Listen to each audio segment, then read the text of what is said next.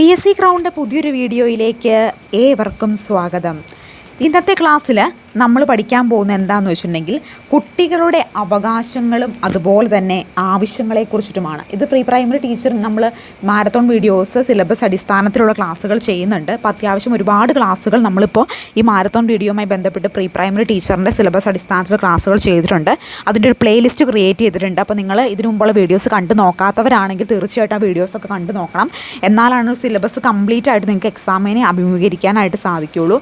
അതുപോലെ പ്രീ പ്രൈമറിക്ക് വേണ്ടി നമ്മൾ ഒരു സ്റ്റഡി ഗ്രൂപ്പ് തയ്യാറാക്കിയിട്ടുണ്ട്. സ്റ്റഡി ഗ്രൂപ്പിൻ്റെ ലിങ്ക് വാട്സപ്പ് ലിങ്കായിട്ട് ഞാൻ ഈ ഒരു വീഡിയോയുടെ ഡിസ്ക്രിപ്ഷൻ ബോക്സിൻ്റെ താഴെ പിൻ ചെയ്ത് വെച്ചിട്ടുണ്ട്. അതുപോലെ ഫസ്റ്റ് കമൻറ്റ് ആയിട്ടും വേണമെങ്കിൽ പിൻ ചെയ്ത് കൊടുത്തേക്കാം. ഡിസ്ക്രിപ്ഷൻ ബോക്സിൽ എന്തായാലും ഉണ്ടാവും കേട്ടോ. അപ്പോൾ നിങ്ങൾ അത് ചെക്ക് ചെയ്തിട്ട് ഗ്രൂപ്പിൽ ജോയിൻ ചെയ്യുക. നിങ്ങൾക്ക് ആവശ്യമുള്ള ക്ലാസ്സുകളൊക്കെ ആ ഗ്രൂപ്പിൽ പ്രൊവൈഡ് ചെയ്യുന്നതായിരിക്കും.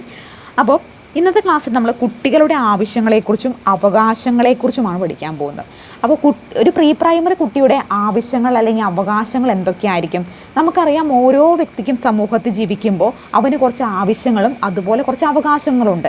അതുപോലെ തന്നെയാണ് കുഞ്ഞുമക്കളും. അവർക്കും എന്തൊക്കെയുണ്ട്? അവർക്കും അവരുടേതായുള്ള ആവശ്യങ്ങളുണ്ട്, അവർക്കും അവരുടേതായിട്ടുള്ള അവകാശങ്ങളുമുണ്ട്. അപ്പോൾ അവർ കുഞ്ഞിതാണെന്ന് ഓർത്തുകൊണ്ട് ഇത്തരത്തിൽ ആവശ്യങ്ങളോ അവകാശങ്ങളോ ഇല്ലാതിരിക്കുന്നില്ല. മുതിർന്ന പൗരന്മാരുടെ ആവശ്യങ്ങളെയും അവകാശങ്ങളെയും പോലെ തന്നെ അവർക്കും നിറവേറ്റേണ്ട കുറേ ആവശ്യങ്ങളും അവകാശങ്ങളും ഉണ്ടെന്ന് കരുതുക. അപ്പോൾ എന്താണ് ഇത്തരത്തിലുള്ള കുട്ടികളുടെ ആവശ്യങ്ങൾ എന്ന് പറയുന്നത്? അപ്പോൾ ഈ കുട്ടികളുടെ ആവശ്യങ്ങൾ ചിലപ്പോൾ ഓരോ കുട്ടിയും ഒരു പ്രീ സ്കൂളിലേക്ക് വരുന്ന ഓരോ കുട്ടിയും വിവിധ ചുറ്റുപാടുകളിൽ നിന്ന് വരുന്നവരായിരിക്കും. ചിലപ്പോൾ അവരുടെ ആവശ്യങ്ങൾ നിറവേറ്റി കൊടുക്കാൻ പറ്റാത്ത തരത്തിലുള്ള ഒരു ചുറ്റുപാടായിരിക്കും ചിലപ്പോൾ അവരുടെ ഓരോ കുടുംബത്തിലുണ്ടാവുക. അപ്പോൾ അത് തിരിച്ചറിഞ്ഞ് അവരെ കുറച്ചും കൂടെ ബെറ്റർ ലൈഫിലേക്ക് കൊണ്ടുവരാനുള്ള ഉത്തരവാദിത്തം ആർക്കുണ്ട്? ഒരു പ്രീ പ്രൈമറി അധ്യാപികയ്ക്കുണ്ട്. അപ്പോൾ നമ്മുടെ മുമ്പിലുള്ള കുഞ്ഞു മക്കളെല്ലാം അവർ ഓരോ സാമൂഹ്യ ചുറ്റുപാടിൽ നിന്നും ഓരോ കുടുംബത്തിൽ നിന്നും വ്യത്യസ്ത അവസ്ഥകളിൽ നിന്നും വരുന്ന മക്കളാണ്. അപ്പോൾ അവരെ ഓരോരുത്തരെയും കൃത്യമായി നിരീക്ഷിച്ച് അവരുടെ ആവശ്യങ്ങൾ നമ്മൾ മനസ്സിലാക്കുമ്പോഴാണ് അതിന് നമുക്ക് ഫുൾഫിൽ ചെയ്യാനായിട്ട് പറ്റുള്ളൂ. അതല്ല ഒരു കുട്ടിയുടെയും ബാക്ക്ഗ്രൗണ്ട് മനസ്സിലാക്കാതെ എന്താണ് അവൻ്റെ ഒരാളുടെ സാഹചര്യമായിരിക്കില്ല മറ്റൊരു കുട്ടിയുടെ സാഹചര്യം. അപ്പോൾ എല്ലാവരും ഒരുപോലെയാണെന്ന് നമ്മൾ വിചാരിക്കരുത്. ഓരോ കുട്ടികളുടെയും ജീവിത സാഹചര്യങ്ങൾ വ്യത്യസ്തമാണ് എന്നോർത്ത് അവർക്ക് ഓരോ കുട്ടിയെ മാറ്റി നിർത്തി പരിഗണന കൊടുക്കണം എന്നല്ല പറഞ്ഞത്. അപ്പോൾ അവരുടെ എല്ലാവരുടെയും അവകാശങ്ങൾ എപ്പോഴും ഒരുപോലെ ആയിരിക്കും. ഇന്ന കുട്ടിക്ക് ഇന്ന അവകാശങ്ങൾ, ഇന്ന കുട്ടിക്ക് ഇന്ന അവകാശങ്ങൾ, അല്ലെങ്കിൽ ആവശ്യകത അങ്ങനെയല്ല. എല്ലാവർക്കും ഒരേ ആവശ്യങ്ങളും എല്ലാവർക്കും ഒരേ അവകാശങ്ങളുമാണുള്ളത്. വ്യത്യസ്ത ജീവിത കാഴ്ചപ്പാടിൽ നിന്ന് വരുന്നത് കൊണ്ട് തന്നെ അപ്പോൾ ചില കുട്ടികൾക്ക് അവരുടെ വീടുകളിൽ അത്രയും ആവശ്യങ്ങൾ നിറവേറ്റാൻ കഴിയുന്ന തരത്തിലുള്ള ഒരു ചുറ്റുപാടായിരിക്കില്ല. അത് അധ്യാപകർ മനസ്സിലാക്കി അവരെ മുൻപന്തിയിലേക്ക് കൊണ്ടുവരാനായിട്ട് ഈ പ്രീ പ്രൈമറി ടീച്ചേഴ്സാണ് ശ്രമിക്കേണ്ടത്. കുടുംബാന്തരീക്ഷത്തിലെ ശാരീരിക മാനസിക ആവശ്യങ്ങൾ സാക്ഷാത്കരിക്കുന്നതിന് വന്നു ചേരുന്ന കുറവുകൾ നമ്മൾ എന്ത് ചെയ്യണം? പ്രീ സ്കൂളിലാണ് പരിഹരിക്കപ്പെടേണ്ടത്. അപ്പോൾ കുടുംബത്തിൽ നിന്നുള്ള ഇത്തരത്തിൽ കുറവുകൾ നമ്മൾ എവിടെ വേണം പരിഹരിക്കാനായിട്ട്? നമ്മൾ പ്രീ സ്കൂൾ അധ്യാപകർ വേണം പരിഹരിക്കാനായിട്ട്. ശരിയായ പ്രീ സ്കൂൾ അനുഭവം കിട്ടിയ കുട്ടികൾ വ്യക്തിത്വത്തിലും കാര്യക്ഷമതയിലും പഠന സന്നദ്ധയിലും എല്ലാം എന്താണ് മറ്റു കുട്ടികളെക്കാൾ മുൻപന്തിയിൽ നിൽക്കുമെന്നാണ് പറയുന്നത്. അപ്പോൾ പ്രീ സ്കൂളിൽ നല്ല രീതിയിലുള്ള ഒരു നല്ല രീതിയിലുള്ള കാര്യങ്ങളൊക്കെ ഗ്രഹിക്കുന്നൊരു കുട്ടി, അതായത് ആ ഒരു കാര്യങ്ങളിലൊക്കെ നല്ല രീതിയിൽ മുൻപന്തിയിൽ നിൽക്കുന്ന കുട്ടികൾ നമ്മൾ നല്ല രീതിയിൽ സപ്പോർട്ട് കൊണ്ടും പ്രവർത്തികൾ കൊണ്ടും ആക്ടിവിറ്റികൾ കൊണ്ടും കളികളിലൂടെയും പഠിച്ച് മിടുക്കനായിരുന്ന കുട്ടി പിന്നീട് വരുന്ന ആ കുട്ടിയുടെ അക്കാഡമിക് കാര്യങ്ങളിലൊക്കെ വളരെയധികം ബെറ്റർ ആയിട്ടുള്ള പെർഫോമൻസ് കാഴ്ചവെക്കുമെന്നാണ് പറയുന്നത്. അപ്പോൾ നമ്മൾ നേരത്തെ ക്ലാസ്സുകളിൽ ചർച്ച ചെയ്തിട്ടുണ്ട്. അപ്പോൾ ഒരു പ്രീ സ്കൂളിൻ്റെ പ്രാധാന്യം എന്താണെന്ന്. അതുകൊണ്ട് ഞാൻ വീണ്ടും അതൊന്നും എടുത്തിവിടെ പറയുന്നില്ല, ക്ലാസ്സുകൾ കണ്ടു നോക്കണം നിങ്ങൾ. അപ്പോൾ നമ്മൾ നേരത്തെ പറഞ്ഞു ഒരു വീട് പണിയുന്ന ഒരു കാര്യം എക്സാമ്പിൾ ആക്കി പറഞ്ഞു അല്ലേ. അടിത്തറ നന്നായിരിക്കണം. അടിത്തറ നന്നായിരുന്നാൽ മാത്രമേ മുകളിലേക്ക് നമ്മൾ പണിത് പോകുമ്പോൾ ആ ഒരു വീടിന് ഒരു നല്ല ബലം ഉണ്ടാവുള്ളൂ. അതല്ല അടിത്തറ ഒരു ബലവും ഇല്ലാതെ നമ്മൾ ചുമ്മാ കുറച്ച് കല്ലും മണ്ണൊക്കെ പറക്കി വെച്ച് പണിത് എന്ത് സംഭവിക്കും? മുകളിലേക്ക് പോകുമ്പോൾ ആ വീട് ഇടിഞ്ഞ് ചാടി പോകൂലേ. അതുപോലെ തന്നെയാണ് അത്രയും ഇമ്പോർട്ടൻ്റ് തന്നെയാണ് ഒരു കുട്ടിയുടെ ജീവിതത്തിൽ പ്രീ സ്കൂൾ എന്ന് പറയുന്നത്. പ്രീ സ്കൂൾ എന്ന് പറയുന്നത് നല്ല അധ്യാപകർ ലഭിക്കുന്നൊരു കുട്ടി, നല്ല കാഴ്ചപ്പാടിലൂടെ വളരുന്ന ഒരു കുട്ടി, നല്ലൊരു വളർച്ച, പ്രവർത്തനാധിഷ്ഠിത വളർച്ച ഒരു പ്രീ സ്കൂളിൽ ലഭ്യമാകുന്ന ഒരു കുട്ടി ഉയർന്ന അക്കാഡമിക് തലങ്ങളിലേക്ക് പോകുമ്പോൾ നല്ല രീതിയിലുള്ള പെർഫോമൻസ് കാഴ്ചവെക്കാൻ അവന് സാധിക്കും. അത്രയും ഇമ്പോർട്ടൻ്റ് ആണ് ഒരു കുട്ടിയുടെ പ്രീ സ്കൂൾ എന്ന് പറയുന്നത്. അപ്പോൾ അതുകൊണ്ട് തന്നെ പ്രീ സ്കൂൾ അധ്യാപകർക്കും വളരെ വലിയ ഒരു പങ്ക് ഈ ഒരു കുട്ടിയുടെ ജീവിത നിലവാരത്തിൽ തന്നെ ഉണ്ടാവാനായിട്ട് സാധിക്കും. അപ്പോൾ നിങ്ങൾക്ക് പ്രീ സ്കൂളിലൊക്കെ ജോലി കിട്ടി നിങ്ങൾ പോകുമ്പോൾ ഈ കാര്യങ്ങളൊക്കെ നിങ്ങൾ മനസ്സിൽ വെക്കണം. കാരണം അത്രയും ഇമ്പോർട്ടൻ്റ് ആയിട്ടുള്ള റോളാണ് ഒരു പ്രീ സ്കൂൾ അധ്യാപികയുടെ എന്ന് പറയുമ്പോൾ. പെട്ടെന്ന് നോക്കുമ്പോൾ ഒരു പ്രീ സ്കൂൾ ടീച്ചറല്ലേ എന്നൊക്കെ തോന്നും. പക്ഷേ ഒരു വലിയ ഉയർന്ന പദവിയിലിരിക്കുന്ന ഒരു പ്രൊഫസറേക്കാളൊക്കെ വലിയ മൂല്യം അർഹിക്കുന്ന ഒരു അധ്യാപികയാണ് ആര്, ഒരു പ്രീ സ്കൂൾ ടീച്ചർ എന്ന് പറയുന്നത്. കാരണം ഏറ്റവും ആദ്യത്തെ പടി നന്നായാൽ മാത്രമേ മുകളിലോട്ടുള്ള എന്തും നന്നാവുള്ളൂ. അപ്പോൾ ഏറ്റവും ബേസാണ് ഒരു പ്രീ സ്കൂൾ ടീച്ചർ അല്ലേ. അപ്പോൾ അത്രയും ഇമ്പോർട്ടൻ്റ് ഒരു കുട്ടിയുടെ അക്കാഡമിക് ഇയറിൽ ഒരു പ്രീ സ്കൂൾ ടീച്ചർക്ക് ഉണ്ട്. ഓരോ കുട്ടിയുടെ ആവശ്യങ്ങളും അതുപോലെ തന്നെ അവകാശങ്ങളും എന്താണ്, ഓരോ ഏജിനനുസരിച്ച് മാറിക്കൊണ്ടിരിക്കും. ഇന്ന് അവനുള്ള ആവശ്യങ്ങളായിരിക്കില്ല നാളെ കുറച്ച് കഴിഞ്ഞ് കഴിയുമ്പോൾ, പിന്നെ വളർന്നു കഴിയുമ്പോൾ പിന്നീട് ആവശ്യങ്ങൾ. അപ്പോൾ ഓരോ കാലഘട്ടത്തിലും അവൻ്റെ വളർച്ചയുടെ അടിസ്ഥാനത്തിൽ അവൻ്റെ ആവശ്യങ്ങളൊക്കെ മാറിക്കൊണ്ടിരിക്കും. ഒരു പ്രീ സ്കൂൾ കുട്ടിക്ക് 2 തരത്തിലുള്ള ആവശ്യങ്ങളാണ് പ്രധാനമായിട്ടും വരുന്നത്. അത് ഏതൊക്കെയാണ്? ഒന്ന് കുട്ടികളുടെ ശാരീരിക ആവശ്യങ്ങളും മറ്റൊന്ന് മാനസിക ആവശ്യങ്ങളുമാണ്. ഏതൊക്കെയാണ്? ഒന്ന് ശാരീരിക ആവശ്യവും മറ്റൊന്ന് മാനസിക ആവശ്യവും. അപ്പോൾ നമുക്ക് ആദ്യം എന്താണ് ശാരീരിക ആവശ്യം എന്ന് പറയാം. ശാരീരിക ആവശ്യം എന്ന് പറഞ്ഞാൽ ശുദ്ധവായു, ശുദ്ധജലം, ആഹാരം, സൂര്യപ്രകാശം, വ്യായാമം, വിശ്രമം, വിനോദം, പ്രതിരോധ കുത്തിവയ്പ്പുകൾ, പോഷകാഹാരം തുടങ്ങിയ ശൈശവ ബാല്യങ്ങൾ പ്രധാനം അർഹിക്കുന്ന ആവശ്യങ്ങളെയാണ് നമ്മൾ എന്തെന്ന് വിളിക്കുന്നത്? ശാരീരിക ആവശ്യങ്ങൾ എന്ന് വിളിക്കുന്നത്. അപ്പോൾ വേണ്ടത്ര സൂര്യപ്രകാശവും വായു സഞ്ചാരമുള്ള മുറികളോടുകൂടിയ കെട്ടിടങ്ങളിലായിരിക്കണം ശിശു വിദ്യാലയങ്ങൾ പ്രവർത്തിക്കേണ്ടത്. ശുദ്ധവായുവും സൂര്യപ്രകാശം ശിശുക്കളുടെ ആരോഗ്യകരമായ വളർച്ചയ്ക്ക് അത്യന്താപേക്ഷിതമാണ്. അപ്പോൾ എന്താണ്, ഒരു നല്ല രീതിയിലുള്ള ആഹാരം വേണം, അതുപോലെ ശുദ്ധജലം വേണം, ആഹാരം, സൂര്യപ്രകാശം, വ്യായാമം, വിശ്രമം, വിനോദം, പ്രതിരോധ കുത്തിവയ്പ്പുകൾ, ശുദ്ധവായു തുടങ്ങിയ കാര്യങ്ങളൊക്കെ എന്ത് വേണം? ഇതൊക്കെ കുട്ടികളുടെ ശാരീരിക ആവശ്യങ്ങളാണ്. ഈ ശാരീരിക ആവശ്യങ്ങളൊക്കെ ഫുൾഫിൽ ചെയ്യേണ്ടതുണ്ട്. അപ്പോൾ ഈ അംഗനവാടി പ്രവർത്തിക്കുന്ന അല്ലെങ്കിൽ പ്രീ പ്രൈമറി ഇത് പ്രവർത്തിക്കുന്ന കെട്ടിടത്തിന് ഈ പറയുന്ന സൗകര്യങ്ങളൊക്കെ പ്രാപ്തമാക്കാൻ പറ്റുന്നതായിരിക്കണം. ശുദ്ധവായു ഉണ്ടായിരിക്കണം, ശുദ്ധജല ലഭ്യത ഉണ്ടായിരിക്കണം, വൃത്തിയുള്ളൊരു പരിസരം ഉണ്ടായിരിക്കണം തുടങ്ങിയ കാര്യങ്ങളൊക്കെ വേണ്ടത്ര സൂര്യപ്രകാശം ലഭിക്കുന്ന തരത്തിലുള്ള ഒരു സ്ഥലത്തൊക്കെ ആയിരിക്കണം അംഗനവാടി സ്ഥിതി ചെയ്യേണ്ടത് അല്ലെങ്കിൽ പ്രീ പ്രൈമറി സ്ഥിതി ചെയ്യേണ്ടത്. അപ്പോൾ ഇത്രയും കാര്യങ്ങളൊക്കെ ശ്രദ്ധിച്ചുകൊണ്ട് വേണം എപ്പോഴും ഒരു അംഗനവാടിയുടെ ബിൽഡിംഗ് തിരഞ്ഞെടുക്കാനായിട്ട്. അതുപോലെ തന്നെ വ്യായാമങ്ങൾ പരിശീലിപ്പിക്കണം. കുട്ടികളെ എന്ത് ചെയ്യണം? അവർ കുഞ്ഞു മക്കളാണെന്ന് ഓർത്തുകൊണ്ട് അവർക്കിടെ കുഞ്ഞു വ്യായാമങ്ങളൊക്കെ അവർ പരിശീലിപ്പിക്കണം. അതുപോലെ വ്യക്തി ശുചിത്വത്തിൻ്റെ ഒരു വ്യക്തിയുടെ വ്യക്തി ശുചിത്വത്തിൻ്റെ ഇമ്പോർട്ടൻസ് അവർക്ക് പറഞ്ഞു കൊടുക്കണം. കൃത്യമായി നഖം വെട്ടുന്നതിൻ്റെ പ്രാധാന്യവും അതുപോലെ തന്നെ കുളിക്കുന്നതിൻ്റെ പ്രാധാന്യവും മുടി വൃത്തിയായി സൂക്ഷിക്കുന്നതിൻ്റെ പ്രാധാന്യവും അങ്ങനെ ഓരോരോ കാര്യങ്ങളെക്കുറിച്ച് അവർക്ക് വൃത്തിയായിട്ടുള്ള അതുപോലെ വസ്ത്രങ്ങൾ വൃത്തിയായി കഴുകി ഇടുന്നതിൻ്റെ പ്രാധാന്യവും അങ്ങനെ ഓരോ കാര്യത്തിലും അധ്യാപകരുടേതായിട്ടുള്ള ഒരു കണ്ണു വേണം. അവർ കൃത്യമായിട്ട് അതിനെല്ലാം അനലൈസ് ചെയ്യണം. ഒരു കുട്ടി വൃത്തിയായിട്ടാണോ വരുന്നത്, അവൻ്റെ മുടി നന്നായിട്ട് വെട്ടിയിട്ടുണ്ടോ, അല്ലെങ്കിൽ തലമുടിയൊക്കെ എപ്പോഴും വൃത്തിയായിട്ടാണോ ഇരിക്കുന്നത്, പെയിൻ പോലുള്ള ഇതുകൂടെയൊക്കെ ശല്യമൊന്നുമില്ല നന്നായിട്ടാണോ ഇരിക്കുന്നത്, വസ്ത്രധാരണം എന്ന് വെച്ച് കഴിഞ്ഞാൽ ഭയങ്കര കോസ്റ്റ്ലി ആയിട്ടുള്ള ഡ്രസ്സ് ഇട്ടിട്ട് വരണമെന്നല്ല കേട്ടോ. അതായത് ഇടുന്ന വസ്ത്രം എത്ര ഇതുള്ളതാണെങ്കിലും അത് നീറ്റായിട്ടാണോ ഇട്ടേക്കുന്നത്, അങ്ങനെ തുടങ്ങിയ കാര്യങ്ങൾ കുട്ടിയുടെ വ്യക്തി ശുചിത്വം നമ്മൾ കൃത്യമായിട്ട് ശ്രദ്ധിക്കേണ്ടതാണ്. എന്തെങ്കിലും പോരായ്മ നമുക്ക് തോന്നിയാൽ നമ്മൾ അവരുടെ രക്ഷിതാക്കളെ ശ്രദ്ധയിൽ അത് പെടുത്തേണ്ടതാണ്. കാരണം ശുചിത്വത്തിന് വളരെയധികം ഇമ്പോർട്ടൻസ് എവിടെയുണ്ട്?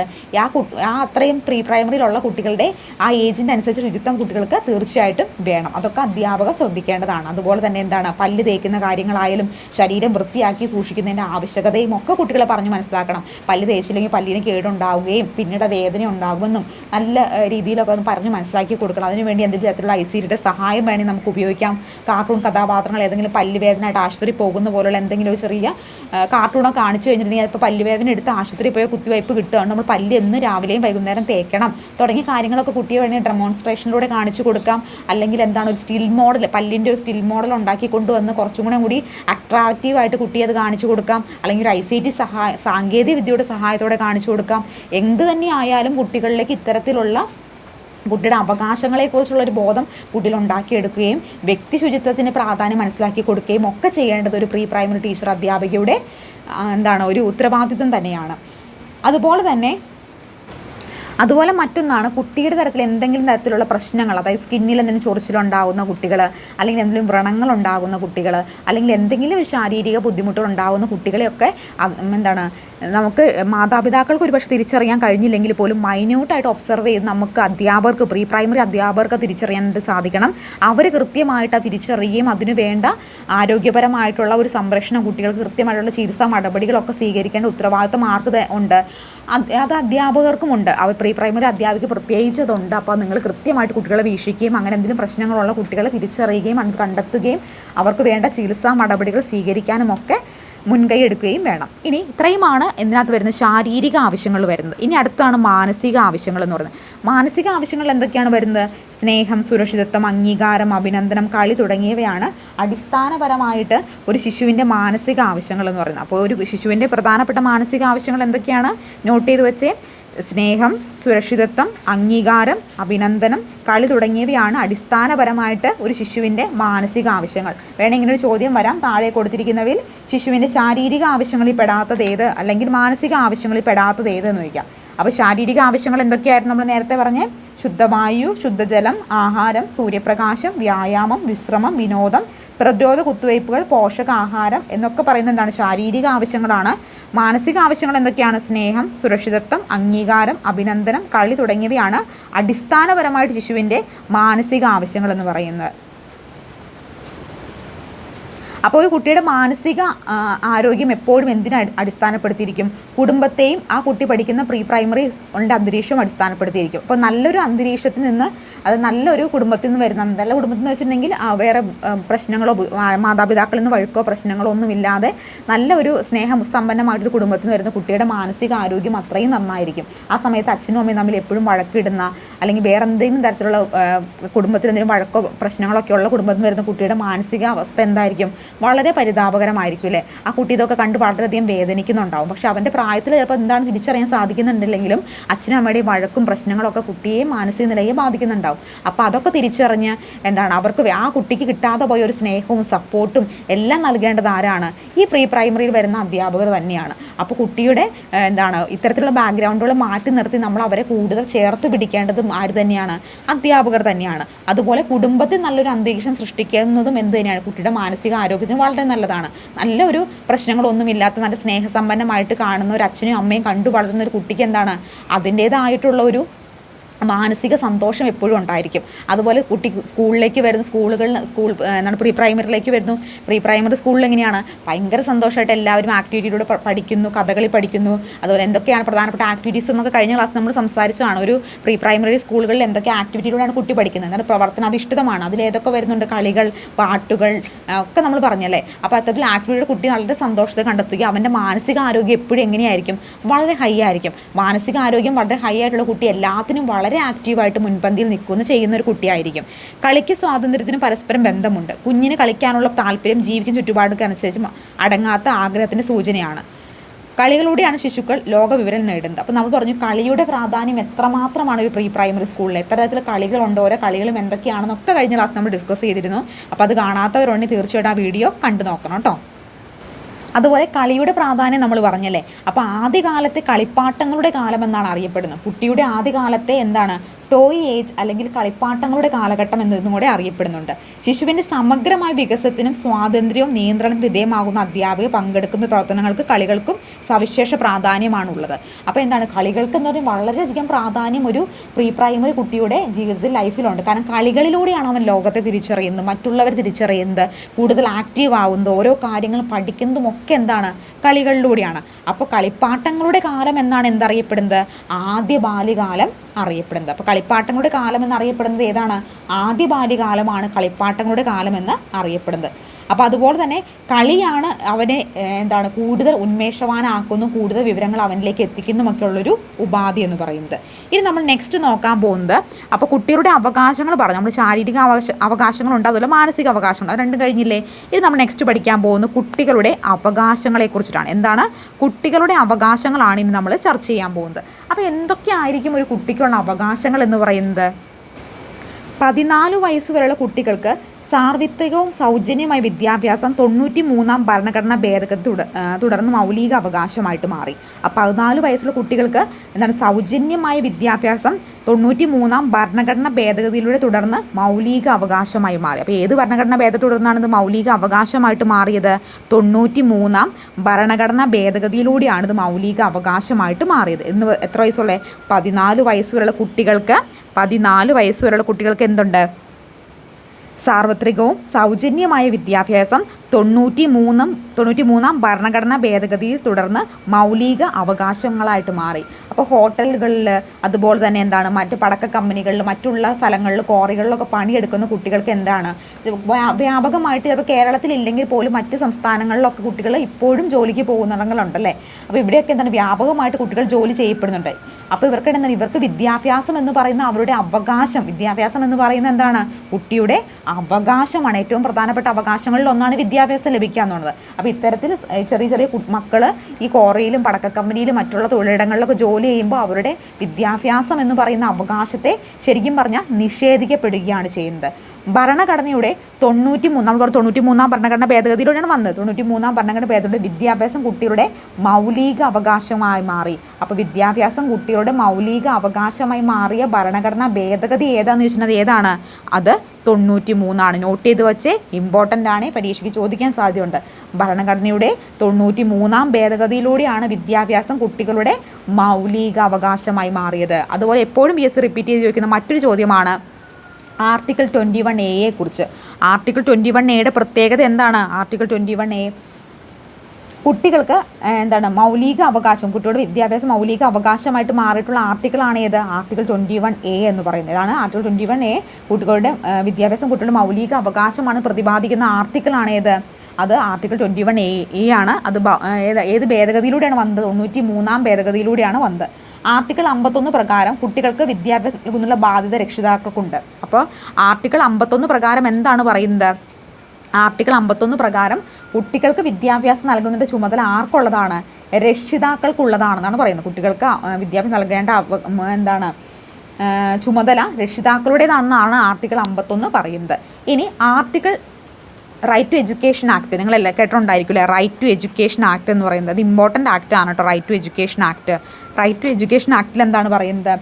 2009 പ്രകാരം 6 മുതൽ 14 വയസ്സ് വരെ 6 മുതൽ 14 വയസ്സ് വരെയുള്ള മധ്യപ്രായമുള്ള കുട്ടികൾക്ക് വിദ്യാഭ്യാസം നേടുന്നതിനുള്ള അവകാശമുണ്ട്. ദേശീയ വിദ്യാഭ്യാസ നയം 2020 സ്കൂൾ വിദ്യാഭ്യാസം 3 മുതൽ 18 വയസ്സ് വരേക്ക് പ്രഖ്യാപിച്ചോടെ RT ആക്ടിൻ്റെ പരിധിക്ക് വ്യാപ്തി ഉണ്ടായി. അപ്പോൾ 2020 എന്തായി?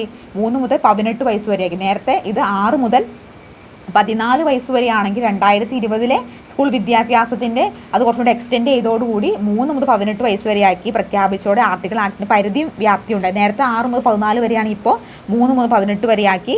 ഇത് ഈ 3 മുതൽ 18 വയസ്സ് വരെയുള്ള കുട്ടികളൊക്കെ ഈ നിയമത്തിൻ്റെ പരിധിയിൽ ഇപ്പോൾ ഉൾപ്പെടുന്നുണ്ട്. അപ്പോൾ 2020 മുതൽ 6 മുതൽ 14 വയസ്സ് വരെയുള്ള കുട്ടികളുടെ നിയമപരിധി എന്തിലേക്ക് വ്യാപിക്കപ്പെട്ടു? 3 മുതൽ 18 വയസ്സ് വരെയുള്ള കുട്ടികളുടെ നിയമപരിധിയിലേക്ക് ഇത് വ്യാപിക്കപ്പെട്ടിട്ടുകൂടി ഉണ്ട്. അപ്പോൾ നമ്മൾ ഇന്നത്തെ ക്ലാസ്സിൽ എന്തൊക്കെയാണ് പ്രധാനമായിട്ട് നോക്കിപ്പോയത്? കുട്ടികളുടെ അവകാശങ്ങളും അതുപോലെ ആവശ്യങ്ങളുമാണ് നോക്കിപ്പോയത്. അപ്പോൾ ആവശ്യങ്ങൾ എന്ന് പറയുമ്പോൾ 2 ആവശ്യങ്ങളാണ്. ഒന്ന് ശാരീരിക ആവശ്യങ്ങളും മറ്റൊന്ന് മാനസിക ആവശ്യങ്ങളും. കുട്ടിയുടെ അവകാശങ്ങളായിട്ട് നമ്മൾ നോക്കിയത് എന്താണ്? എഡ്യൂക്കേഷൻ ആണ് ഏറ്റവും പ്രധാനപ്പെട്ട കുട്ടികളുടെ പ്രീ പ്രൈമറി സംബന്ധിച്ചുള്ള കുട്ടികളുടെ ഒരു പ്രധാനപ്പെട്ട അവകാശം, അത് വിദ്യാഭ്യാസ അവകാശമാണ്. അതിനെക്കുറിച്ചാണ് നമ്മൾ നോക്കിപ്പോയത്. അപ്പോൾ ഇത് നമ്മളിനി ഈ ഒരു മാരത്തോൺ വീഡിയോസ് നമ്മൾ കണ്ടിന്യൂ ആയിട്ട് ചെയ്യുന്നതായിരിക്കും. സിലബസ് മുഴുവൻ കവർ ചെയ്യുന്നതായിരിക്കും. നമുക്ക് കുറേ കാര്യങ്ങൾ ചെയ്ത് തീർക്കാനുണ്ട്. നല്ല രീതിയിൽ പ്രിപ്പയർ ചെയ്ത് തന്നെ നമുക്ക് എക്സാമിനെ അഭിമുഖീകരിക്കാൻ സാധിക്കുന്നതാണ്. അപ്പോൾ നിങ്ങൾക്ക് ആർക്കെങ്കിലും നമ്മുടെ വാട്സപ്പ് കൂട്ടായ്മയിൽ ജോയിൻ ചെയ്യാൻ താല്പര്യമുണ്ടെങ്കിൽ ഡിസ്ക്രിപ്ഷൻ ബോക്സിൽ ഞാൻ ലിങ്ക് കൊടുത്തിട്ടുണ്ട്. നിങ്ങൾ അതിനകത്ത് ക്ലിക്ക് ചെയ്ത് ജോയിൻ ചെയ്യുക കേട്ടോ. അപ്പോൾ നമുക്ക് നാളെ അടുത്ത സിലബസ് അടിസ്ഥാനത്തിലുള്ള ക്ലാസ്സുമായി കാണാം. Thank you so much.